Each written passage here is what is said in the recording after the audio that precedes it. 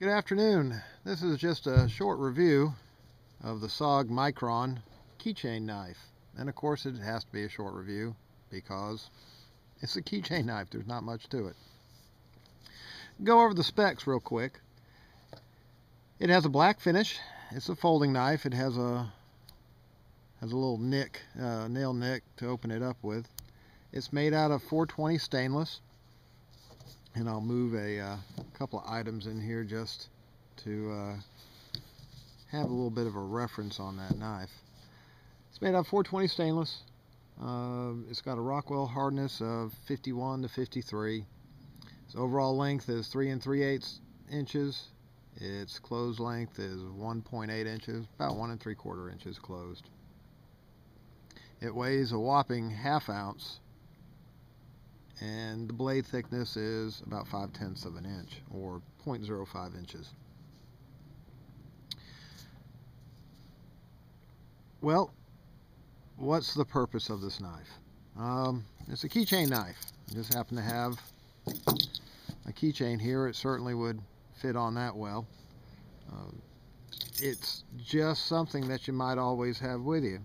You could also use it to perhaps be the starting point in a little survival kit.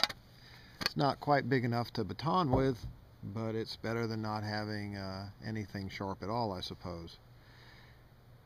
It's the knife as it comes from SOG is fairly sharp. I've been doing a few tests on it. I haven't taken it out on any grand excursions, but it will slice fairly well. I could probably work on this blade just a little bit, but of course Tanos excel at piercing. But this is the way it came out of the package from SOG, so that's not too bad. It would be handy to have in an office environment, I suppose. It wouldn't really disturb somebody in the next cubicle from you. It could certainly serve well as a letter opener.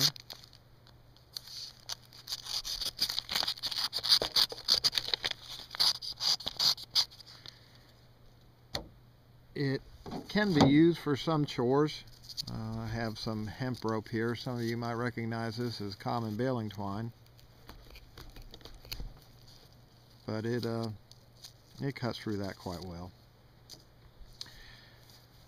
If one would ever want to go back to a time when most folks carried a penknife, and I'm not going to sharpen a whole, of course a pen being a quill more or less, but you could certainly, in a situation that you needed to,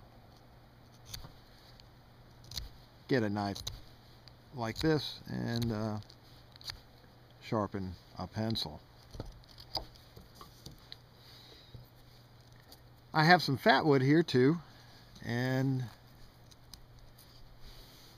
try and get back on camera here, and you can certainly make a little pile of shavings. If you kept some fat wood in your survival kit, you could get a pile of shavings going to hit with your fire steel or a match or anything else.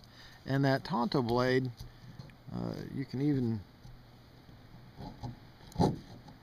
cut down like that with it. And the knife, I forgot to bring this up, it actually has a little bit of jimping on the back of the blade, and I hate to call this jimping, but I guess it's jimping. And it is useful jimping, as you can perhaps tell. I'm bearing down pretty good on this wood here and cutting through my little piece of tablecloth, but getting a pile of shavings going here, and that would be helpful to get a fire started. One thing that you can do with smaller knives, it does have the keyring hole, which you can of course put on a keyring, but it's also big enough for 550 cord.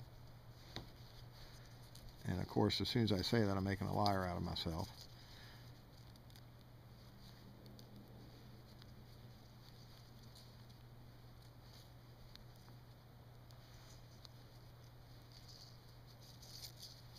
And one thing about smaller knives, move this over here. One thing about smaller knives is that if you use a piece of 550 cord, you can make, I don't know what the exact description, best description would be, a tension handle would be something I've called it, but you can insert your fingers inside the 550 cord, and that puts tension on the back of the knife, and that almost gives you the feeling of having a longer handled knife, and works quite well in certain circumstances. Obviously, this knife is not something to replace something more ergonomic that would fit in your hand, but for its intended purpose to be around all the time on a key ring such as this one. And I have a nickel, by the way, sitting here just so you can get an idea of the size reference to it. For its intended purpose of being a knife that you have with you all the time, it beats trying to cut something with your thumbnail.